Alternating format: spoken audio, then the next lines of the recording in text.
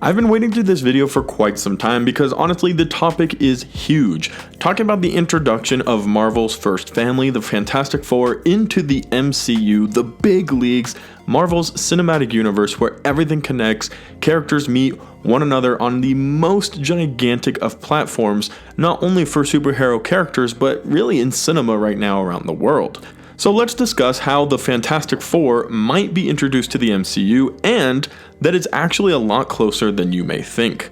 Hey everybody, how's it going? Welcome back to Cosmic Culture, the channel where we talk about all major movie and television news, theories, breakdowns, and much more. I'm your host Chris, and consider subscribing to the channel if you haven't already because we do cover all sorts of different major movie news here, and we'd love for you guys to join the community. Also comment down below and let me know, are you more excited for Fantastic Four or for the X-Men or mutants to be joining the MCU? The main purpose of today's video is to talk about how this theory explains one of the coolest ways the Fantastic Four can join the MCU, but we're also going to discuss details coming from Kevin Feige about when we can honestly expect the Fantastic Four to join. And let's start off with a little bit of those details. Kevin Feige, president of Marvel Studios, has been talking about the Fantastic Four since 2019 when Disney finally acquired them from Fox. It all started during San Diego Comic-Con in 2019 during the big huge Phase 4 reveal when at the very end, after talking about a ton of separate projects, Kevin Feige stood up there and said this. I didn't even have time to talk about the Fantastic Four. Now that was a long time ago and we haven't gotten too many other updates coming from Kevin Feige or Marvel about the Fantastic Four, except for one coming during Disney Investor Day where they talked about the Fantastic Four, showed us the first official work for them where they displayed this logo, and he said they're just around the corner, just continue to be patient. And they also announced that Jon Watts, director of Spider-Man Homecoming, Spider-Man Far From Home, and Spider-Man No Way Home, would be in charge of Fantastic Four as its director. Now, during the time of this announcement in 2020, all of the projects that were released were coming out from the day it was released in 2020 to 2023. Ant-Man and the Wasp: Quantumania, the Guardians of the Galaxy Holiday Special, which is meant to come out this year, Armor Wars, which hopefully will be coming out in 2023, Ironheart, also set to come out in 2023, Secret Invasion, which possibly could be coming out this year, and a few other projects, all of them set to come out between 2020 and 2023, which naturally makes us assume and hope that means Fantastic Four will also be coming out sometime in 2023. Now I do think at this stage that that's a bit of a stretch and we should be looking more towards 2024 for a Fantastic Four film. But that doesn't mean we have to wait till 2024 to see the Fantastic Four. Let's talk about Ant-Man and the Wasp: Quantumania, which is going to be a huge movie, especially since we know Kang the Conqueror is going to be involved, who we've met and learned about in Loki, and he's going to be on some type of evil rise. But Kang isn't the reason that I think that Ant-Man is going to be so important. In fact, I think we will be getting our introduction to the Fantastic Four in Ant-Man and the Wasp: Quantumania. I don't know that it's going to be a very prominent role. I don't think they're going to be main characters of the film at all. In fact, it's very possible we might only see them in a post-credits scene, or at least in a scene that lasts about as long. The Quantum Realm and Ant-Man have kind of gone hand in hand in a lot of different moments, but most significantly when Ant-Man got trapped there, escaped, and then was able to teach everybody about time travel, and all the big geniuses over at the Avengers compound were able to save the day with Avengers Endgame, going back and getting the Infinity Stones, coming back and defeating the inevitable Thanos.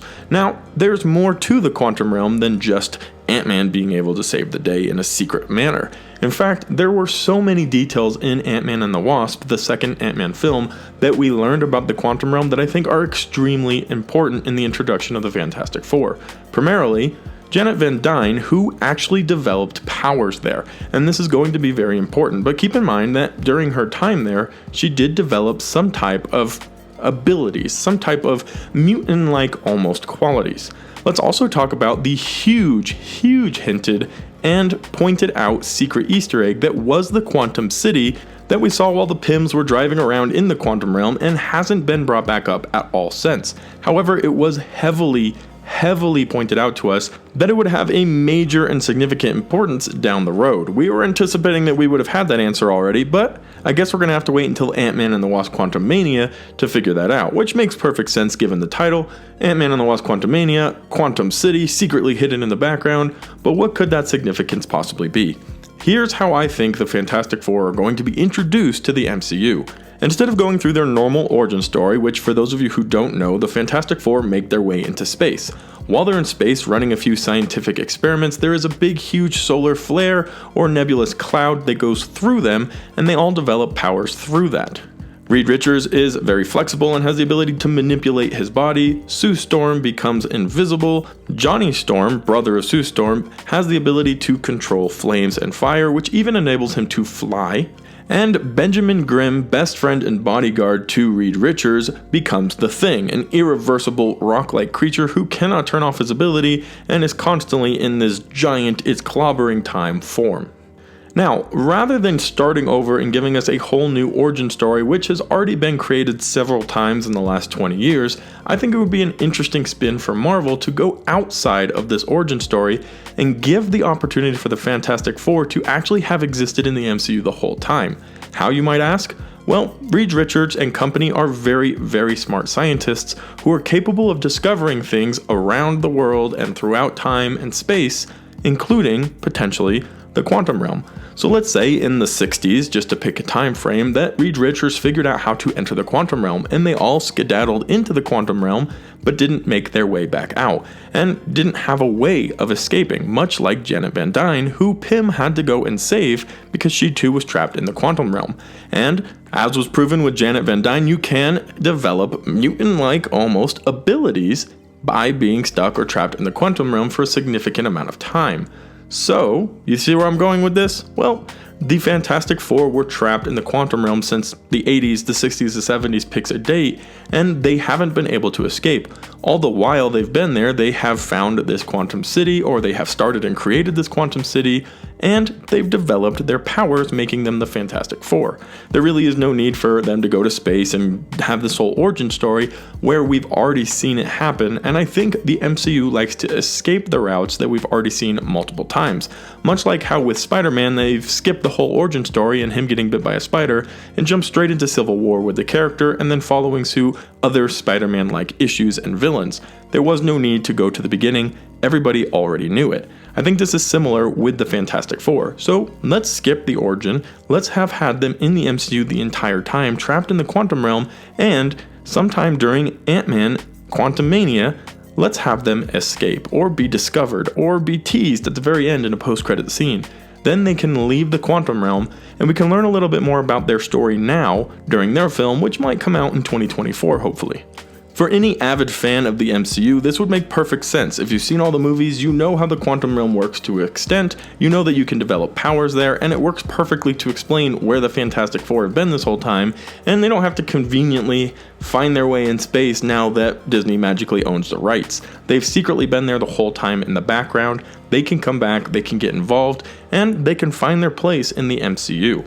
This way we get a quick little origin story explanation during Ant-Man and the Wasp, or at least a huge tease that can later be explained much faster when their movie does finally come out. And I know already, just by commenting with you guys in the section down below and talking on Twitter, Discord, wherever it be, so many of you guys are really excited but nervous for the Fantastic Four to be introduced to the MCU. And I think copying old formulas, which even if it is their classic comic origin, is a good way to continue making us a little nervous.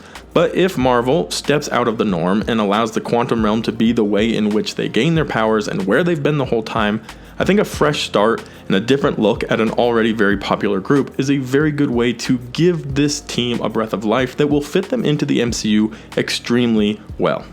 That way, one, they're already savvy to issues in the MCU, like the quantum realm, their abilities make sense, and it isn't just randomly thrown in there like, oh look, we have the Fantastic Four, let's use them. It's, oh look, the Fantastic Four have been here the whole time, and they connect directly to Ant-Man, the quantum realm, to Kang, and to a huge part of the future of the MCU. Then, obviously, later on, we can get more of their more classic villains like Silver Surfer, Doctor Doom, and even Galactus showing up down the line to get us even more excited for some huge, huge Marvel projects and characters that will be showing up as we get into Phase 5 and 6.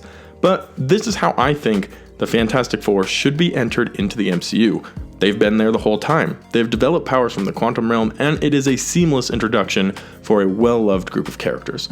Let me know your thoughts about this in the comments section down below. How would you do differently, or do you want to see their classic origin story unfold on the MCU level of scale? Thank you guys so much for watching to the very end of the video. If you thought it was helpful, useful, or interesting, consider subscribing and turning on that notification bell so you don't miss out on any of our daily uploads that happen right here on Cosmic Culture.